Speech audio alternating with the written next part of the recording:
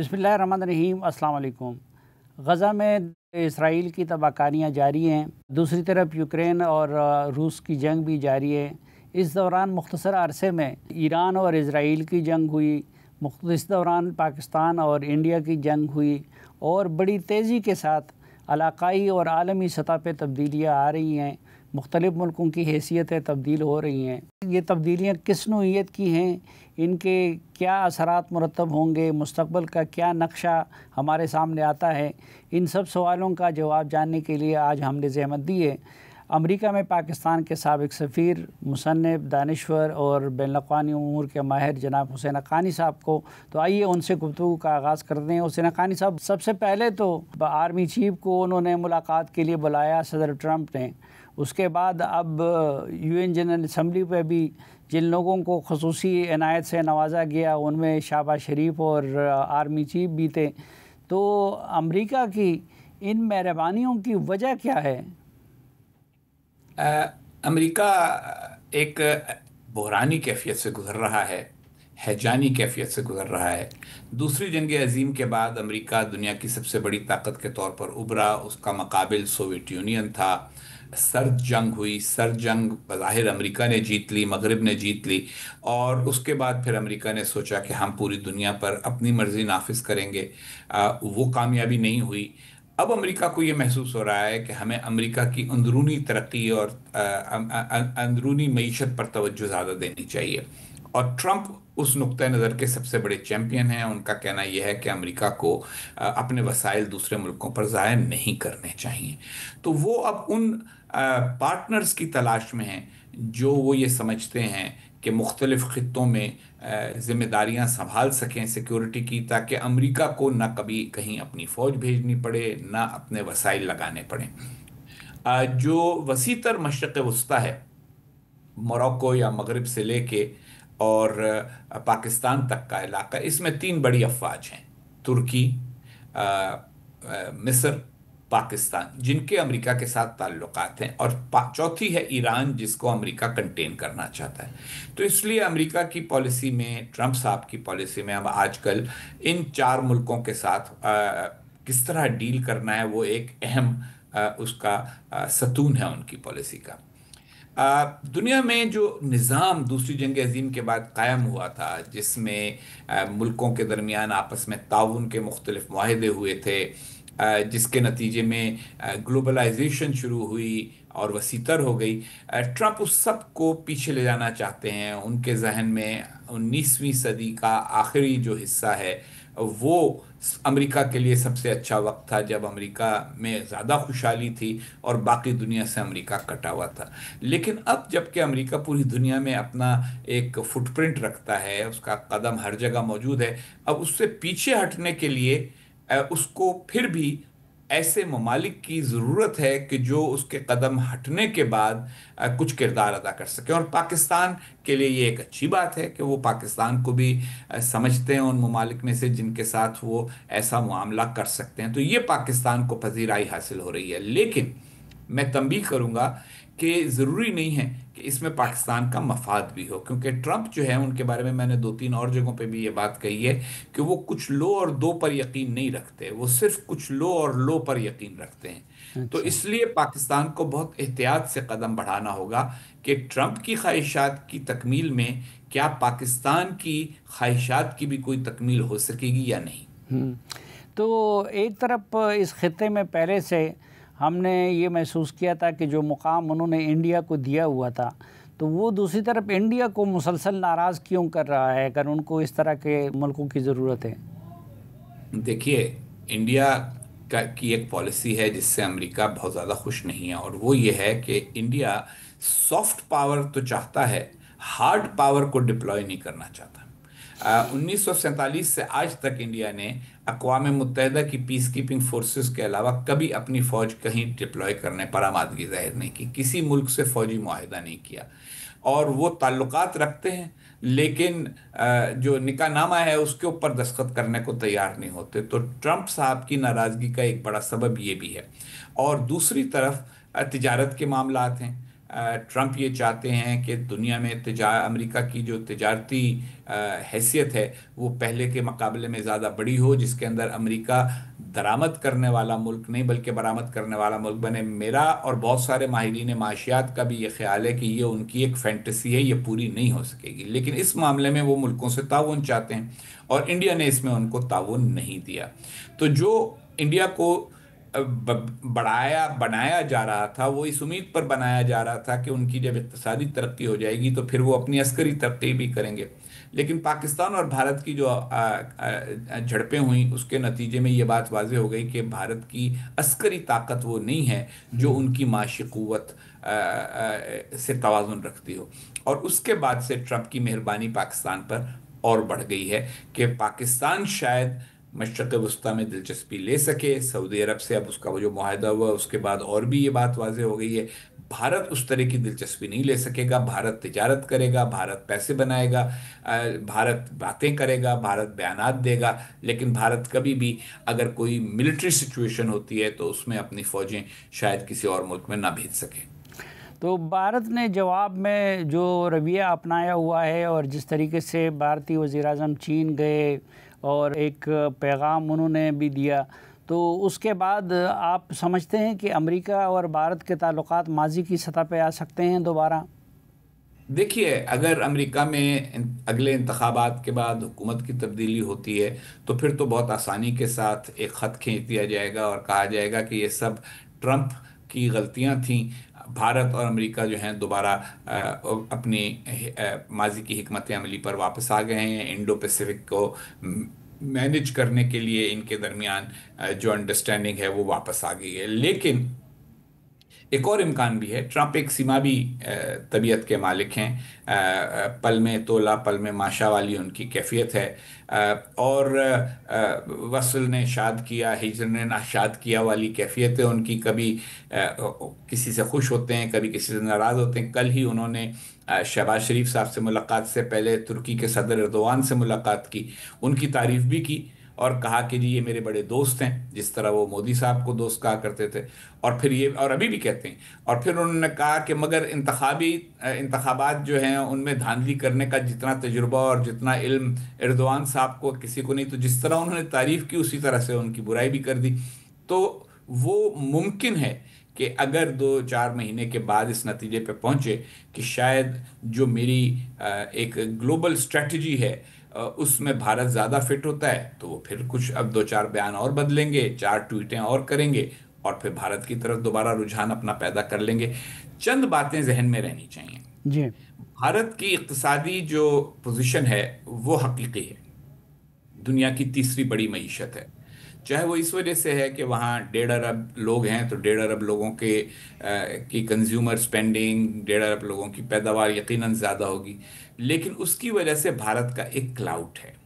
اور پھر بھارت کے تعلقات بہت سارے ممالک کے ساتھ ہیں دنیا میں۔ اگر آپ ان ملکوں کی فہرست دیکھیں جن کے سفارت خانے دنیا میں سب سے زیادہ ہیں تو ان میں امریکہ ہے، فرانس ہے، چین ہے، لیکن بھارت بھی شامل ہے جس کے بہت سارے ممالک کے ساتھ سفارتی تعلقات ہیں۔ پھر ایک انڈین ڈائسپورا جو ہے وہ بہت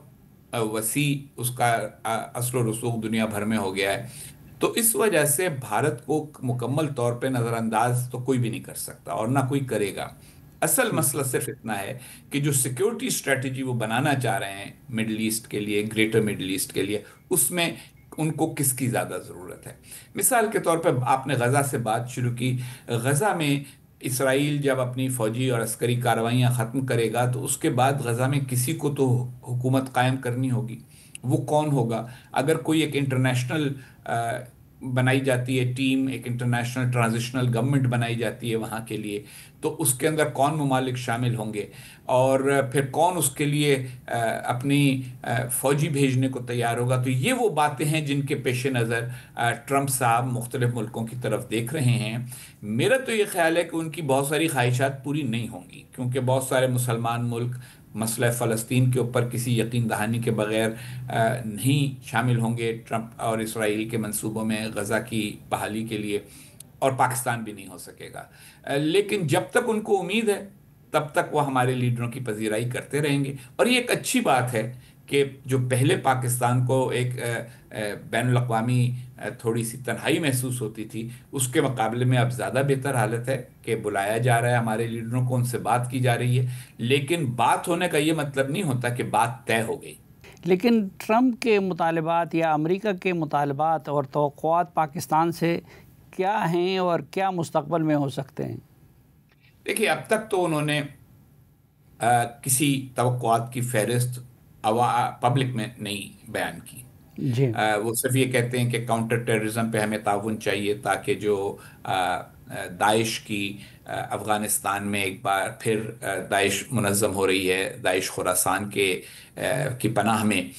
تو اس سے نپٹا جا سکے۔ ان کا خیال ہے امریکی انٹیلیجنس کا کہ القاعدہ دوبارہ منظم ہو رہی ہے، اس سے نپٹا جائے۔ پاکستان چاہتا ہے کہ ان سے نمٹنے کے ساتھ ساتھ ٹی ٹی پی سے بھی نمٹا جائے۔ اس پر ابھی تک امریکہ نے کوئی بہت واضح موقف اختیار نہیں کیا،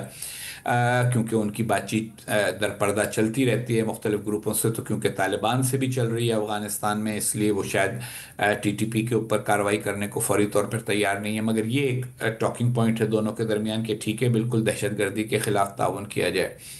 دوسری طرف جو خلیج اور بحر احمر ہے، اس کے جو سمندری راستے ہیں ان کو محفوظ کرنا، اس میں وہ پاکستان کا کردار چاہتے ہیں۔ دوسرا، مشرق وسطیٰ کی سلامتی کا جو نیا آرکیٹیکچر وہ بنانا چاہ رہے ہیں، اس میں شاید وہ پاکستان کو شامل کرنا چاہیں۔ پاکستان کی خواہشات یہ ہیں کہ سرمایہ کاری ہو پاکستان میں۔ پاکستان نے کرپٹو کرنسی اور جو کرٹیکل منرلز ہیں ان کے شعبے میں امریکی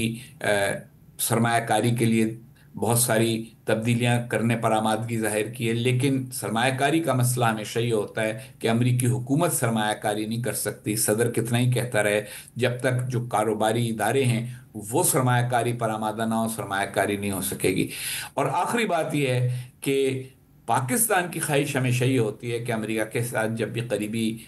سیکورٹی ریلیشن شپ قائم ہو تو پاکستان کی مسلح افواج کو اس کا فائدہ ہو، کچھ ٹیکنالوجی ملے، کچھ ساز و سامان ملے، اور اس کے بدلے میں پھر امریکہ یقیناً کوئی اسپیسیفک مطالبہ بھی کر سکتا ہے کہ آپ یہاں فورسز ڈپلوائے کریں، ہمارے لیے یہ آپریشنز کریں۔ وہ میرا خیال ہے کہ اس بار شاید اتنا آسان نہ ہو جتنا 2001 میں تھا۔ امریکہ کے ساتھ یہ جو دوبارہ ہماری اتنی قربت بڑھ گئی ہے اور آنا جانا اتنا بڑھ گیا ہے، تو آپ کیا سمجھتے ہیں کہ چین کے ساتھ ہماری جو انڈرسٹینڈنگ تھی اور چین کی جو پاکستان سے توقعات تھی، اس پہ کوئی اثر تو نہیں پڑے گا؟ چین ایک بہت ہی میچور ملک ہے۔ میں ہمیشہ چین کی پالیسیوں کا یعنی ناقد رہا ہوں، اور میں نے یہ کہا ہے کہ ان کی پالیسیاں جو شی جن پنگ کی قیادت میں ہیں وہ مثبت نہیں ہیں عالمی امن کے لیے۔ لیکن اس کے باوجود یہ ایک حقیقت ہے کہ جس ملک کے پاس ایک 5000 سالہ تاریخ ہو، اس کے پاس ایک سوچنے کا طریقہ کار بھی ہوتا ہے، تو اس میں ہمیشہ چینی لانگ ٹرم سوچتے ہیں، طویل المیعاد سوچ رکھتے ہیں۔ ایک دفعہ بہت سارے امریکیوں کی موجودگی میں ایک پینل میں شامل تھا، تو میرے منہ سے ایک اچانک جملہ نکلا، لیکن میں جب غور کرتا ہوں تو وہ جملہ کو برا نہیں تھا۔ وہ یہ تھا کہ امریکن جب طویل المیعاد بات کرتے ہیں تو وہ 4 یا 8 سال کی کرتے ہیں، ایک صدر کی ٹرم کی کرتے ہیں، اور جب چینی قلیل المیعاد بات کرتے ہیں، شارٹ ٹرم بات کرتے ہیں، تو وہ 100 سال کی بات کرتے ہیں۔ تو اس لیے چینیوں کا جو سوچنے کا طریقہ ہے، اس میں ان کو یہ پتہ ہے کہ بھارت سے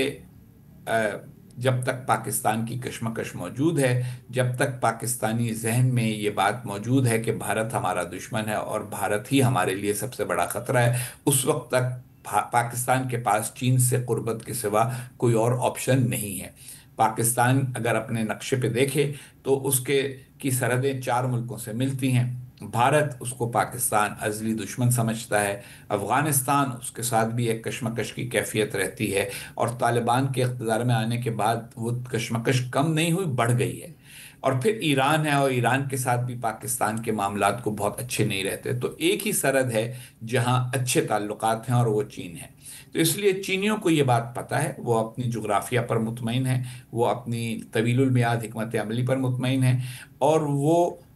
میں آپ کو تجربے کی بات بتاؤں اپنے، کہ جب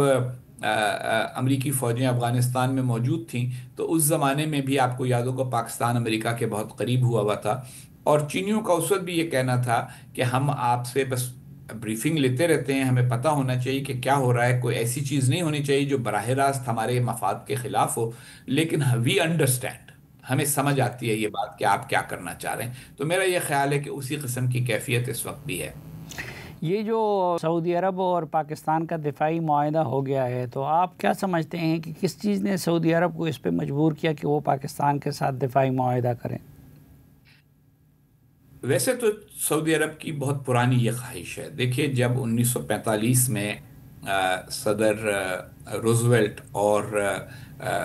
جو سعودی عرب کے فرمانروا تھے ملک عبدالعزیز آل سعود، تو ان کی ملاقات ہوئی تھی، تو اس وقت بھی ملک عبدالعزیز نے یہ کہا تھا کہ دیکھیں ہمارے پاس تیل ہے اور آپ کے پاس بہت بڑی قوت ہے، تو ہمیں آپ کی قوت کا تحفظ چاہیے اور اس کے بدلے میں ہم آپ کو تیل کی فراہمی کا تحفظ دیتے ہیں۔ اور یہ رشتہ کافی سال قائم رہا۔ اگر آپ کو یاد ہو تو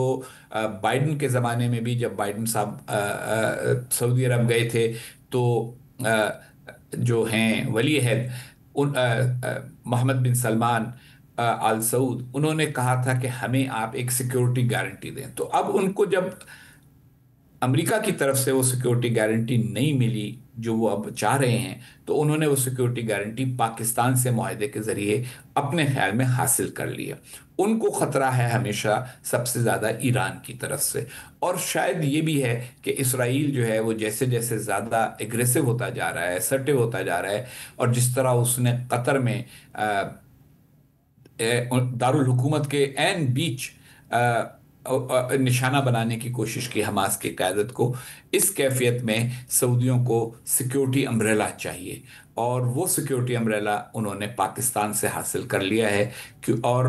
اب بھی اگر امریکہ ان کو کہے کہ اچھا چلیں ہم آپ کے ساتھ وہ سیکیورٹی ایگریمنٹ کرنے کو تیار ہیں، تو میرا خیال ہے وہ کر لیں گے، لیکن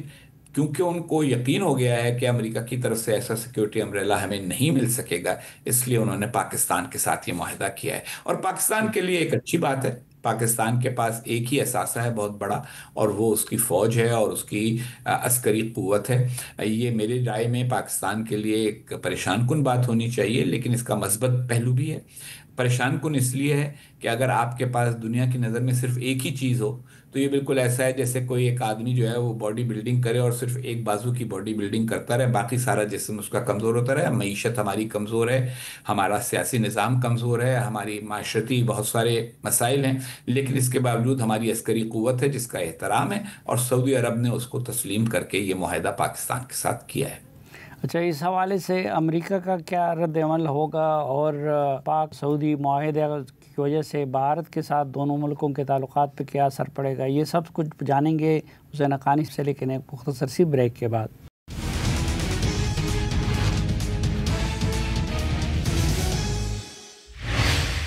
ایک بار پھر خوش آمدید آپ کو جرگے میں۔ حسین حقانی صاحب، یہ جو پاکستان اور سعودی عرب کا ایگریمنٹ ہوا ہے، تو اس سے آپ کیا سمجھتے ہیں کہ انڈیا اور پاکستان کے جنگ کے امکانات کم ہو گئے ہیں، اور انڈیا اس کو کس طرح دیکھ رہا ہے؟ انڈیا کس طرح دیکھ رہا ہے اس سے پہلے مجھے یہ جواب دینے دیجیے کہ امریکہ کس طرح دیکھ رہا ہے۔ امریکہ میں اس وقت پولرائزیشن بہت ہے، قطبیت بہت ہے، اور اس میں جو روایتی سوچ رکھنے والے امریکی ہیں وہ تو یہ سمجھتے ہیں کہ ایٹمی ہتھیاروں والے کسی ملک کو کسی اور ملک کے ساتھ ایسا معاہدہ نہیں کرنا چاہیے، کیونکہ اس کے نتیجے میں اس بات کا امکان بڑھ جاتا ہے کہ ایک کی جنگ دوسرے کی مشکل بن جائے اور دوسرے کی بھی جنگ بن جائے۔ لیکن جو صدر ٹرمپ اور ان کے حواری ہیں، جن کو میک امریکہ گریٹ اگین یا ماگا والے لوگ کہا جاتا ہے، وہ یہ سمجھتے ہیں کہ جیسے جیسے امریکہ کی باقی ملکوں کو تحفظ فراہم کرنے کی ذمہ داریاں کم ہوتی جائیں اتنا ہی امریکہ کے لیے اچھا ہے، کیونکہ وہ ان کے لیے اصطلاح استعمال ہوتی ہے آئسولیشنسٹ۔ ٹرمپ صاحب کتنا ہی بات کرتے رہیں اور دنیا کے لیڈروں سے ملتے رہیں، دل میں وہ ایک آئسولیشنسٹ ہیں۔ وہ چاہتے ہیں کہ ساری دنیا امریکہ کی خوشحالی پر امریکہ کو داد دے، لیکن امریکہ کو بہت زیادہ ذمہ داریاں بین الاقوامی امور میں ادا نہ کرنا پڑیں۔ تو وہ نسبتاً مطمئن ہیں کہ اگر سعودی عرب کی سیکیورٹی پاکستان کی ذمہ داری بن جاتا ہے نہ کہ امریکہ کی، تو یہ ایک مثبت بات ہے۔ اچھا، اب آتا ہے سوال بھارت کا۔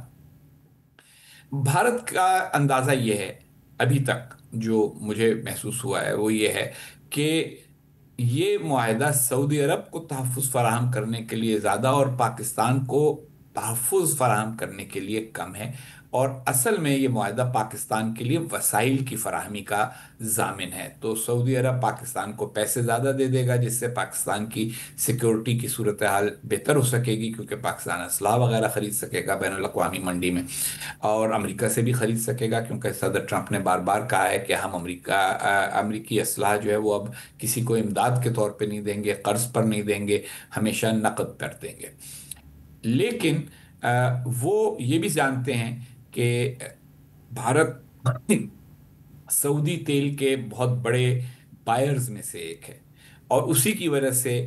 جو ریسائکلنگ کا اصول ہے کہ جو کسی سے کو بہت زیادہ خریداری کرتا ہے پھر وہ اس کے اندر سرمایہ کاری کرتا ہے، اسی کی وجہ سے سعودی سرمایہ کاری بھی بہت موجود ہے بھارت میں۔ تو ان کا یہ خیال ہے کہ وہ جو ان کے تجارتی اور کاروباری اور معاشی تعلقات ہیں، وہ کیونکہ زیادہ گہرے ہیں اور زیادہ وسیع ہیں، اس لیے وہ ایک طرح سے ان کو، یعنی بھارت کو، اس معاہدے کے کسی بہت زیادہ منفی پہلو سے محفوظ رکھیں گے۔ مگر میری ناچیز رائے یہ ہے کہ اس سے پاکستان اور بھارت کے درمیان جو تعلقات ہیں ان میں نسبتاً استحکام ہوگا، کہ بھارت اب دوبارہ ویسی کوشش نہیں کر سکے گا جیسی اس نے مئی کی 5 یا 6 تاریخ کو کی تھی۔ وہ اب پاکستان پر اس طرح سے حملہ نہیں کر سکے گا۔ ایک تو یہی ہے کہ پاکستان کی جو عسکری پرفارمنس تھی اس کا نتیجہ ہے، لیکن دوسری طرف میرا یہ خیال ہے کہ یہ جو سیاسی صورتحال نئی پیدا ہوئی ہے، اس میں بھی وہ یہ نہیں چاہے گا کہ اپنے ایک بڑے تجارتی پارٹنر کے حلیف کے ساتھ بلا وجہ یا غیر ضروری طور پر کسی قسم کی عسکری کنفرنٹیشن کرے۔ اچھا قانی صاحب، یہ جو ایران کا معاملہ ہے تو کچھ لوگ تو یہ کہتے ہیں کہ ایران کو ذہن میں رکھ کے سعودی عرب نے یہ معاہدہ کیا ہے، لیکن ایرانی صدر نے اس معاہدے کو ویلکم کیا تو، اور سعودی عرب اور ایران کے تعلقات نسبتاً بہتر بھی ہو گئے ہیں۔ تو آپ کیا سمجھتے ہیں کہ انہوں نے اسرائیل کو ذہن میں رکھ کے یہ معاہدہ کیا ہے یا کہ ایران کو ذہن میں رکھ کے؟ میرا یہ خیال ہے کہ ایران سے ان کو ایک براہ راست خطرہ محسوس ہوتا ہے، اور ایران ہمیشہ ان کے ذہن پہ رہتا ہے، سعودی ذہن پہ اور خلیج کے تمام عرب ممالک کے ذہن کے اوپر۔ لیکن اسرائیل بھی ذہن میں اب ہے، خاص طور پہ دوحہ پر حملے کے بعد تمام ممالک جو خلیج کے ایسے ہیں جن کے اسرائیل کے ساتھ تعلقات ہیں، وہ بھی نظر ثانی کر رہے ہیں اس بات پر کہ ہم تعلقات کو کس حد تک اور کس نوع کا تعلق رکھیں۔ رہ گیا سوال یہ کہ ایران کے صدر نے کیوں یہ کہا، تو یہ ایک اچھی ڈپلومیٹک موو ہے ان کی طرف سے کہ سعودی عرب کو ذرا یقین دہانی کرا دو کہ ہم سے تم کو اب کو خطرہ نہیں ہے، ہم تو تمہارے عسکری معاہدے کی بھی تعریف کر رہے ہیں، تاکہ اگر کوئی سعودی سوچ ایسی ہو کہ ایک پریمپٹیو یا پیش بندی کے طور پر وہ کوئی کارروائی کرنے کے بارے میں کبھی سوچیں بھی، تو وہ سوچیں کہ کیا فائدہ جبکہ دوسری سائڈ پہلے ہی نرم رویہ اختیار کرے۔ آپ نے یہ بھی نوٹ کیا ہوگا کہ اسی تقریر میں ایران کے صدر نے ایک طرح سے اسرائیل اور امریکہ کو بھی یقین دہانی کرانے کی کوشش کی کہ ہم تو ایٹمی ہتھیار بنا ہی نہیں رہے، خواہ تم ہمارے اوپر کیوں حملہ آور ہو رہے ہو۔ تو یہ ایک دفاعی پوزیشن ہے، اور آپ کو پتہ ہے کہ بیانات اور حقائق میں کبھی کبھی فاصلہ ہوتا ہے۔ افغان صاحب، یہ امریکی باگرام کے اڈے کو کیوں دوبارہ مانگنے لگے ہیں؟ امریکی تو نہیں مانگ رہے، صرف صدر ٹرمپ مانگ رہے ہیں، اور اس کا سبب یہ ہے، دیکھیں صدر ٹرمپ کی ایک عجیب شخصیت ہے، کیونکہ آپ لوگوں کو تجربہ رہا ہے خان صاحب کا، عمران خان صاحب کا، تو اس لیے وہ زیادہ آسان ہے۔ وہ رات کو کسی سے گپ شپ میں کسی نے بات کی اور کہا دیکھیں جی ہم نے بگرام کیوں چھوڑ دیا، یہ وہ انہوں نے صبح بیان میں وہ یا اپنی گفتگو میں کہہ دیا۔ ضروری نہیں ہے کہ کوئی باقاعدہ میٹنگ ہو کے اس میں حکمت عملی کے طور پر یہ ڈسکس ہوئی ہے۔ افغانستان چھوڑے ہوئے آپ کو ابھی 2-4 برس ہوئے ہیں، 20 سال آپ نے وہاں اپنے وسائل لگائے، محنت کی، اور اس کے بعد آپ کو چھوڑنا پڑا، اتنے سارے ہتھیار تباہ کرنے پڑے۔ وہاں چھوڑنے سے پہلے بہت سارے ہتھیار آپ کے ان لوگوں کے ہاتھ میں چلے گئے جن سے آپ 20 سال لڑے، تو اس کے بعد آپ وہاں واپس آتے ہوئے دوبارہ سوچیں گے، غور کریں گے، منصوبہ بندی کریں گے۔ اور اگر طالبان نے صرف ہنستے مسکراتے آپ کے ہاتھ میں بگرام نہ دے دیا تو آپ کو کوئی عسکری کارروائی کرنی پڑے گی، اس کا مطلب ہے آپ ایک بار پھر جنگ کریں، جبکہ آپ کا دعویٰ ہے کہ آپ تو دنیا سے جنگیں ختم کرنا چاہ رہے ہیں۔ تو یہ ایک غیر سوچی سمجھی بات صدر ٹرمپ کی طرف سے آئی۔ میرا نہیں خیال کہ اس کا کوئی حقیقی خدشہ فوری طور پر ہے۔ ان کو کسی نے بتایا کہ اگر بگرام ہمارے پاس ہوتا تو ہم یہ کر سکتے تھے جو اب ہم نہیں کر پا رہے، تو انہوں نے فوراً کہہ دیا کہ ہمیں بگرام لے لینا چاہیے، ہمیں کبھی چھوڑنا ہی نہیں چاہیے تھا۔ لیکن جب چھوڑ دیا تو واپس کیسے لیں گے؟ طالبان کو پہلے ہی وہ میرا خیال ہے کہ کوئی $160 ملین ماہانہ دے رہے ہیں۔ وہاں مبینہ طور پہ تو وہ دیا جاتا ہے فوڈ، کھانے کے لیے اور صحت کے لیے عوام کی، لیکن طالبان کو کیش تو مل جاتا ہے ڈالر۔ تو ایسی رقم جب ان کو مل رہی ہے مستقلاً، تو اس کے بعد طالبان پر، اس کے باوجود طالبان نے امریکی جو ہاسٹیجز ہیں، جو یرغمالی ہیں، ان کو ابھی تک رہا نہیں کیا۔ تو طالبان سے بات منوانا اتنا آسان نہیں ہے کہ آپ بیان دیں گے اور اگلے دن وہ کہیں گے یہ جی آپ ہم سے آ کے بگرام لے لیں، اور پھر اگر بگرام میں آ کے وہ بیٹھتے ہیں تو وہ پریشانی کا سبب تو ایران کے لیے، پاکستان کے لیے، ازبکستان اور وسطی ایشیا کے ممالک کے لیے، حتیٰ کہ ترکی کے لیے بھی بنتا ہے۔ تو اس لیے کوئی اس پر رضامند ہوگا نہیں، یہ اتنی آسان بات نہیں ہے۔ صدر ٹرمپ جس طرح سے بات کر دیتے ہیں، وہ اس کے بعد پھر باقی جو مشینری ہے ریاست کی، وہ ان کو سمجھاتی ہے کہ یہ کیوں نہیں ہو پاتا۔ تو اس پہ بہت زیادہ متفکر ہونے کی میں تو کم از کم فی الحال ضرورت محسوس نہیں کرتا۔ اچھا، یوکرین جنگ کے معاملے میں کیا ڈونلڈ ٹرمپ مایوس ہو چکے ہیں اور ابھی انہوں نے معاہدہ کرانے کی کوششیں چھوڑ دی ہیں اس لیے کہ روس کے خلاف ان کا رویہ بہت سخت ہو گیا ہے، یا کہ نہیں اس کے بعد بھی وہ ان کا معاہدہ کرانے کی کوشش کریں گے؟ دیکھیے، وہ تو کاروباری آدمی ہیں، ان کا دنیا کے بارے میں رویہ سارا یہ ہے کہ جس طرح سے ایک زمین کا پلاٹ ہوتا ہے، اس کی قیمت پہ بات ہوتی ہے، پھر اس کے بعد اس کی تعمیر پہ بات ہوتی ہے، پھر اس میں بنے ہوئے فلیٹ جو ہیں وہ بیچے جاتے ہیں، اس پہ بات چیت ہوتی ہے۔ وہ یہ سمجھتے ہیں کہ دنیا اسی طرح چلتی ہے۔ ان کی سوچ میں جو کمزوری ہے، وہ لوگوں کی قومی حمیت کو نہیں سمجھتے، وہ لوگوں کی تاریخ کو نہیں سمجھتے، اور ان کی غلط فہمی یہ تھی کہ میں اگر زیلنسکی کی اور یوکرین کی مدد بند کرنے کا اعلان کروں گا تو پوتن اپنی قوت کے بل کے اوپر ایک فیصلہ کرا سکیں گے اور پھر جنگ بندی ہو جائے گی۔ پوتن نے جنگ بندی سے انکار کر دیا، کیونکہ ان کی جو حکمت عملی ہے، روس کی جو حکمت عملی ہے، اس میں یوکرین کا روس کا حصہ بنایا جانا بہت اہم ہے۔ وہ ان کا نظریہ ہے۔ دوسری طرف یوکرین کے نظریے میں اپنی قومی سلامتی اور اپنی جو سوورنٹی ہے، اپنا تشخص ہے، وہ برقرار رکھنا بڑا ضروری ہے۔ تو ایسی کیفیت کے اندر ٹرمپ صاحب کو یہ اندازہ ہو گیا کہ جو ان کی ایک ہفتے کے اندر اندر جنگ بندی کرانے کا دعویٰ تھا، وہ تو پورا نہیں ہو سکتا۔ انہوں نے پوٹن سے بھی ملاقات کر لی، پوٹن نے بھی ان کو پھر ایک ہری جھنڈی ہی دکھا دی کہ میں وہ کچھ نہیں کروں گا جو آپ چاہتے ہیں۔ تو ایسی صورت میں اب وہ اس ذمہ داری قبول نہیں کرنا چاہتے۔ انہوں نے پہلے ہی یورپ پہ بوجھ ڈالنا شروع کر دیا ہے کہ اگر یوکرین کی مدد کرنی ہے تو وہ یورپ کرے، اور اگر اگر یوکرین کو شکست ہوتی ہے تو امریکہ اس شکست کا ذمہ دار نہیں ہوگا، اور اگر یوکرین کامیاب ہو جاتا ہے اور پوٹن ناراض ہوتا ہے تو پھر بھی ٹرمپ یہ کہیں گے کہ میں نے تو پوری کوشش کی تھی۔ اور ہر تھوڑے عرصے کے بعد اگر کوئی ایسی صورتحال پیدا ہوتی ہے جس میں ٹی وی دیکھتے ہوئے ٹرمپ کو یہ خیال آتا ہے کہ ہاں میرے لیے کوئی کردار ہے، تو وہ ایک آدھ ٹویٹ کر کے یا ایک آدھ بیان دے کے اس صورتحال میں دخل دینے کی کوشش کریں گے۔ دیکھیے صافی صاحب، ہم سب کو عادت ہے اس امریکہ کی جس میں پالیسی بہت سوچ سمجھ کے بنتی تھی۔ ہم سب کو عادت ہے اس امریکہ کی جس میں ہر محکمہ جو ہے وہ ایک قانون قاعدے کے مطابق چلتا تھا۔ ہمیں اس امریکہ کی عادت ہے جس میں تھنک ٹینک تھے، جو پہلے سے ہی مختلف پالیسیاں اور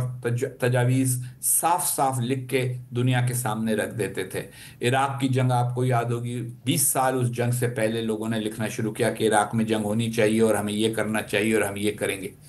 وہ سب اب ختم ہوا ہے اس وقت ٹرمپ کے دور میں۔ ٹرمپ کی ایک جو ان کی شخصیت ہے، وہ ایک طرف تو بہت بڑی شخصیت ہے کہ وہ ہر وقت ہر جگہ نظر آتے ہیں، لیکن وہ شخصیت کو بہت سوچ سمجھ کر قدم اٹھانے والی شخصیت نہیں ہے۔ وہ ماہرین کو زیادہ اہمیت نہیں دیتے۔ وہ مثلا انہوں نے آج ایک انشورنس کی وکیل، جو یعنی انشورنس کے معاہدے لکھنے والی وکیل کو انہوں نے پروزیکیوٹر مقرر کر دیا ہے، جس نے کبھی عدالت کے سامنے کبھی پیش ہی نہیں ہوئی۔ وہ تو اس طرح کے وہ کام کرتے ہیں۔ ان کا معاملہ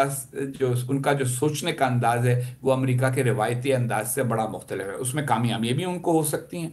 لیکن بہت سارے معاملات میں تو بات ساری یہ ہے کہ وہ 4 قدم آگے 4 قدم پیچھے، اور اس کے بعد کامیابی کا اعلان۔ ناظرین ایک مختصر سی بریک لیتے ہیں اور واپس آئیں گے تو جناب حسین حقانی صاحب ہمارے ساتھ ہوں گے۔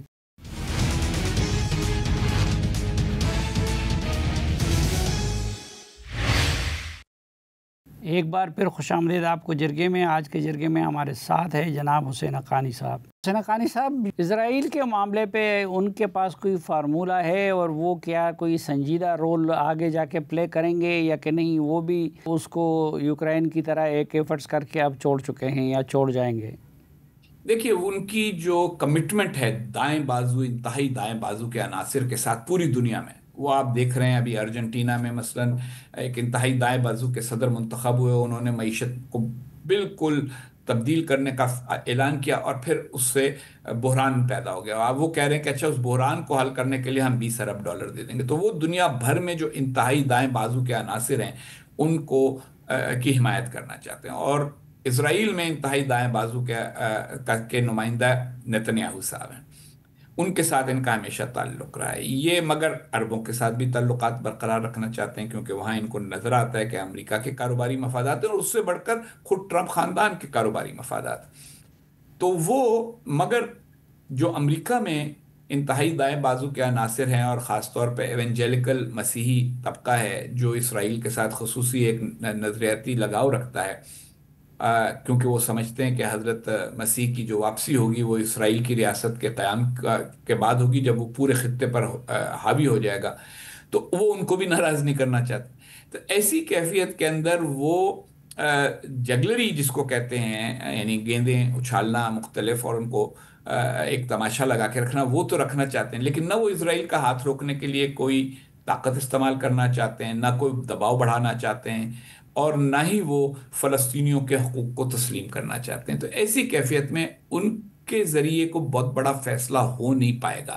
یورپی ممالک نے جس طرح سے فلسطینی ریاست کو تسلیم کرنے کا اعلان کیا ہے، وہ زیادہ بڑا دباؤ ہوگا اسرائیل کے اوپر، اور ٹرمپ نے اگر صرف ایک فیصلہ کیا کسی مرحلے پر کہ میں اسرائیل کی ایک حد سے زیادہ مدد نہیں کروں گا، نہیں کر سکوں گا، تو پھر شاید یورپی دوبارہ کردار ادا کریں۔ آپ کو یاد ہوگا اوسلو اکارڈ جو تھا، وہ اوسلو معاہدہ، وہ بھی یورپینز کی کاوشوں سے ہوا تھا، کیونکہ اس وقت بھی یہ کیفیت پیدا ہو چکی تھی کہ فلسطینیوں کا اور عربوں کا اعتماد تھوڑا امریکہ پر اس زمانے میں کم ہوا تھا۔ اچھا، اب مسلم ممالک کے ساتھ ملاقات کے بعد کچھ مسلم سربراہوں نے رائے کا اظہار کیا ہے کہ شاید کوئی فارمولہ ٹیبل پہ ہے اور ڈونلڈ ٹرمپ حل کرنا چاہتے ہیں، تو آپ کو لگتا ہے کہ وہ اسرائیل سے بات منوا سکتے ہیں، اس پوزیشن میں ہیں؟ میرا خیال ہے کہ نتنیاہو سیاسی خودکشی نہیں کریں گے۔ ان کی جو حکومت ہے اس کی اساس بہت سخت گیر رویہ رکھنے والے کچھ لوگوں کے اوپر ہے۔ سموٹرچ صاحب ہیں، بن گویر صاحب ہیں، یہ وہ لوگ ہیں جو گریٹر اسرائیل کی بات کر رہے ہیں۔ نتنیاہو نے ابھی تک ان کو یہ بات کرنے سے بھی نہیں روکا، حالانکہ کابینہ کے ارکان ہیں، اور صرف اتنا کیا ہے کہ کابینہ کے دوسرے ارکان سے اس قسم کے بیانات دلوا دیے ہیں کہ بھئی یہ ایک مائنورٹی کی رائے ہے، اس کے اوپر زیادہ پریشان نہ ہوا جائے۔ اب جو جس قسم کے فارمولے کی بات ہو رہی ہے وہ ہے اور ٹونی بلیئر صاحب کا فارمولہ کہ جی غزہ میں ایک انٹرنیشنل ٹرانزیشن اتھارٹی قائم ہو، حماس جو ہے اس کو سیاسی کردار تو ہو سکتا ہے اس کا، لیکن اس کا کوئی عسکری کردار نہ رہے، اسے ڈس آرم کیا جائے، اس کے بعد فلسطینی اتھارٹی کو واپس غزہ میں لایا جائے، اور اس کے بعد پھر بات چیت ہو اس مسئلے کے اوپر کہ مستقبل کیا ہوگا فلسطینیوں کا اور فلسطینی ریاست کا۔ تو یہ اتنا طویل المیعاد منصوبہ ہے کہ شاید یہ فلسطینی قبول نہ کریں، اور اس کے بھی جو معاہدے کی تفصیلات ہیں وہ طے ہونے میں کافی وقت لگ سکتا ہے۔ بہت سارے یورپین ممالک نے فلسطین کو بطور آزاد ریاست تسلیم کر لیا ہے اور الگ ہے ان کا موقف امریکہ کے مقابلے میں، تو آپ کیا سمجھتے ہیں کہ نیٹو کمزور ہو رہا ہے یا کہ اس کی بحالی کے کچھ امکانات ہے دوبارہ اسی شدت کے ساتھ؟ دیکھیں، یہ بات تو واضح ہو گئی ہے کہ ساری دنیا کے ممالک کو یہ سمجھنا پڑ گیا ہے کہ امریکہ اب پہلے کی طرح نہیں رہا کہ جو اس کی کمٹمنٹ ہوتی تھی وہ کمٹمنٹ وہ پوری کرتا تھا۔ نیٹو کے حوالے سے جو کمٹمنٹس ہیں وہ پوری نہیں ہو رہی، معاہدے جو ہیں اسلحے کی سپلائی کے وہ پورے نہیں ہو رہے۔ تو ایسی کیفیت کے اندر ہر ایک کو ایک نئی منصوبہ بندی کرنی ہے۔ اب مسئلہ یہ ہے کہ یورپ نے اپنی جو اسٹریٹجی بنائی تھی سیکیورٹی کی، اس میں ہمیشہ یہ سمجھا تھا کہ امریکہ کا امبریلا، امریکہ کی چھتری ہمارے پاس میسر رہے گی۔ اب وہ ختم ہونے کا امکان جب ان کو نظر آیا تو وہ کوشش یہ کر رہے ہیں کہ جو یہ عبوری دور ہے جس میں وہ اپنی عسکری قوت بحال کریں۔ جرمنی اپنی 4-5% قومی پیداوار جو ہے وہ فوجی صلاحیت پیدا کرنے پر لگائے، فرانس کے پاس پہلے سے ہے، دوسرے ممالک بھی اپنی فوجیں بنائیں، تو اس میں وقت لگے گا۔ وہ صرف اس وقت کے لیے ٹرمپ صاحب اور امریکہ کے ساتھ تعلقات کو برقرار رکھنا چاہتے ہیں۔ اب نیٹو مائنس امریکہ والی کیفیت میں داخل ہو چکا ہے، اور جو نیٹو کے ممالک ہیں وہ اپنے طور پر فیصلے کر رہے ہیں، اور ان کی کوشش صرف یہ ہے کہ اس عبوری پیریڈ میں ایسا کوئی کام نہ ہو جائے، اس عبوری دور میں، جس کے نتیجے میں یورپ کو شدید نقصان ہو جائے۔ تو وہ اس سے گزرنا چاہتے ہیں، لیکن بات ان کو سمجھ میں آ گئی ہے کہ طویل المیعاد بنیادوں پر وہ اب امریکہ پر انحصار نہیں کر سکتے۔ اچھا قانی صاحب، چین سے متعلق بھی ان کے متضاد بیانات اور متضاد رویہ ہمیں دیکھنے کو ملتا ہے، تو وہ کیا چین کی کنٹینمنٹ کی پالیسی کو سر فہرست رکھیں گے یا کہ نہیں؟ وہ ساتھ کہتے ہیں کہ میں اگلے سال چین بھی جاؤں گا، ان کے ساتھ رابطہ بھی رکھتے ہیں۔ صافی صاحب، اگر آپ چین کی جگہ ہوں تو کیا آپ ان پر اعتماد کریں گے؟ کیا آپ ان پر بھروسہ کریں گے؟ مسئلہ یہ ہے کہ وہ کوئی بھی ان سے ملنے جائے، کوئی ان سے ملنے کے لیے آئے تو چین والے انکار تو نہیں کریں گے۔ آپ کو یاد ہوگا کہ شمالی کوریا کے کم جونگ ان نے بھی ملاقات کی تھی۔ مسئلہ صرف اتنا ہے کہ جو ٹرمپ صاحب کا رویہ ہے دنیا کے بارے میں، وہ اصل میں اس انٹرنیٹ کے دور میں، سوشل میڈیا کے دور میں مقبول تو بڑا ان کو کر دیتا ہے کبھی کبھی کہ ہر چیز پہ کچھ کہہ دیتے ہیں، لیکن جو دنیا کی حقیقتیں ہیں وہ تو بڑی جس کو کہتے ہیں گنجلک اور کمپلیکیٹڈ اور کمپلیکس ہے نا جی۔ تو اس میں ٹرمپ صاحب کی باتوں پر صرف زیادہ توجہ نہیں دینی چاہیے، یہ دیکھنا چاہیے کہ اس کے پیچھے کیا ہو سکتا ہے، کیا ہونے والا ہے۔ اب ایک طرف وہ کہتے ہیں کہ میں امریکہ کو کبھی کسی کشمکش جنگ میں شامل نہیں کروں گا، یہ غلطی ہو گئی ہے ماضی میں اور میں اس سے پیچھے ہٹوں گا، ہر چیز مذاکرات سے کروں گا۔ اچھا، مذاکرات میں لیوریج کیا ہے؟ انہوں نے لیوریج اپنے ذہن میں یہ بنا لیا ہے کہ میں تجارت بند کر دوں گا کیونکہ میں سب سے بڑے صارف ملک کا شہری ہوں، تو اس لیے میں لوگوں کے اوپر ٹیرف لگا دوں گا اور پھر لوگ اپنا ٹیرف ہٹانے کے لیے مجھ سے بات چیت کے لیے آئیں گے۔ یہ اس میں کمزوری سوچ میں یہ ہے کہ جب آپ وہ جو ٹیرف لگاتے ہیں اس سے قیمتیں بڑھ جاتی ہیں۔ میں یہاں امریکہ میں بیٹھا ہوں، ہر چیز کی قیمت بہت زیادہ بڑھ چکی ہے۔ جو کافی آپ کو ملتی تھی $3 میں، وہ $7 میں مل رہی ہے۔ تو ایسی کیفیت کے اندر لوگوں میں بھی ایک غصہ آئے گا۔ امریکہ، انہوں نے سویا بین جو ہے وہ چین نے پابندی لگا دی کہ ہم امریکی سویا بین نہیں خریدیں گے ٹیرف پہ احتجاج کے طور پر۔ اب جو سویا بین کے فارمر ہیں، جو کسان ہیں، وہ پریشان ہو گئے جو کہ ٹرمپ کے ووٹر ہیں۔ تو اب وہ کہہ رہے ہیں کہ اچھا میں ان کو سرکاری خزانے سے ان کو ایک جس کو کہنا چاہیے امداد دوں گا۔ وہ کسان کہتے ہیں ہمیں امداد نہیں چاہیے، ہم تو اچھی بھلی قیمت پہ بیچ رہے تھے، آپ نے وہ بند کیوں کرا دی؟ اچھا، اس دوران چین برازیل سے سویابین خریدنا شروع کر رہا ہے۔ اب جب وہ ایک نئی منڈی کھل جائے گی، آپ کو اس کی چھوٹی سی ایک مثال دیتا ہوں۔ 1971 کی جنگ سے پہلے پاکستان میں ساری جو چائے ہوتی تھی وہ بنگلہ دیش سے آتی تھی، مشرقی پاکستان سے آتی تھی۔ جنگ کے بعد وہ چائے آنی بند ہو گئی۔ 2-3 سال چائے کا بحران رہا پاکستان میں۔ پھر اس کے بعد چائے درآمد کرنے والی کمپنیوں نے سوچا کہ وہ کینیا سے چائے لانی شروع کر دیں، اور جب کینیا کی چائے آنی شروع ہوئی گئے تو پاکستان میں اب کینیا سب سے بڑا چائے کا سپلائر ہو گیا ہے۔ اب وہ مارکیٹ بدل جاتی ہے۔ تو ٹرمپ صاحب کی پالیسیوں کے نتیجے میں چین اپنی معاشی پالیسیاں، اپنی تجارتی پالیسیاں تبدیل کر رہا ہے۔ بات چیت وہ ضرور کرے گا، چین بالکل بات چیت کرے گا ٹرمپ کے ساتھ، ان کا خیر مقدم بھی کرے گا، ان کو منانے کی بھی کوشش کرے گا، لیکن چین کو یہ بات سمجھ میں آ گئی ہے کہ امریکہ کو سب سے بڑی مارکیٹ سمجھ کر جو انہوں نے حکمت عملی بنائی تھی، اس میں کچھ رد و بدل کی ضرورت ہے۔ آخر میں امریکہ کی عالمی قوت کم ہونے کا امکان زیادہ ہے، اور اس بات کا امکان کم ہے کہ ٹرمپ صاحب کی ساری خواہشات پوری ہو جائیں۔ اچھا قانی صاحب، آخری سوال، یہ جو پاکستان اور انڈیا سے متعلق پالیسیاں ہیں، یہ کیا صرف ڈونلڈ ٹرمپ کی ہے یا اس میں ان کو امریکی اسٹیبلشمنٹ اور امریکی ڈیپ اسٹیٹ کی بھی حمایت حاصل ہے؟ دیکھیے، امریکی جو ریاستی مشینری ہے وہ تو اس وقت کافی خاموش بیٹھی ہے، لیکن آپ کو بھی پتہ ہے، مجھے بھی پتہ ہے کہ جب اس طرح کا ایک مقبولیت پسند لیڈر ہوتا ہے، پاپولسٹ لیڈر ہوتا ہے، تو اس کے پیچھے جو ڈیپ سٹیٹ ہوتی ہے وہ اگر خاموش بھی ہو جائے تو کچھ نہ کچھ سوچ ضرور رہی ہوتی ہے۔ تو میرا یہ خیال ہے کہ ڈیپ سٹیٹ کچھ سوچ ضرور رہی ہے، اور وہ کچھ نہ کچھ آگے چل کے کرے گی۔ کیا کرے گی یہ مجھے نہیں پتا۔ پاکستان اور بھارت کے معاملات کے اندر میرا یہ خیال ہے کہ سینٹ کام جو ہے اس کا بہرحال ایک کردار ہے۔ سینٹ کام یہ چاہتی ہے کہ پاکستان آن بورڈ رہے، کیونکہ وہ جس طرح سے نقشے کو دیکھتے ہیں، عالمی نقشے کو، اس میں وہ اپنے خطے میں جو ان کی خطہ ہے ذمہ داری کا، اس میں عسکری قوت کا ایک جس کو کہتے ہیں چارٹ بناتے ہیں، اور اس میں ان کو پاکستان ایٹمی ہتھیاروں کے ساتھ، جنگی تجربے کے ساتھ، اور ایک بڑی فوجی اور عسکری قوت کے ساتھ نظر آتا ہے، اور وہ اس کو رائٹ آف نہیں کرنا چاہتے۔ ان ادوار میں بھی جب امریکی صدور، چاہے وہ بائیڈن ہو چاہے وہ اوباما ہو، وہ پاکستان سے اختلاف رکھتے تھے، اس وقت بھی سینٹ کام پاکستان کے ساتھ ہمیشہ اچھے تعلقات قائم کرنے کا حامی تھا۔ سی آئی اے کو پاکستان کے حوالے سے ہمیشہ ریزرویشنز رہی ہیں، اور وہ ریزرویشنز اب اور بڑھ چکی ہیں۔ تو یہ ڈیپ سٹیٹ کی بھی آپس کی مختلف معاملات کے اوپر کشمکش ہوگی، لیکن اور بھارت کے معاملے میں سب کا رویہ یہ ہے کہ وہ یہ سمجھتے ہیں کہ بھارت بات زیادہ کرتا ہے، اور کیونکہ وہ اپنی مسل جس کو کہتے ہیں عسکری قوت، اس کو میز پر لانے کو تیار نہیں ہے، اس لیے اس سے کم از کم عسکری حکمت عملی بناتے ہوئے کو بہت زیادہ فائدہ نہیں ہوتا۔ تو اس لیے پاکستان کو یہ ایک ایڈوانٹیج حاصل ہے،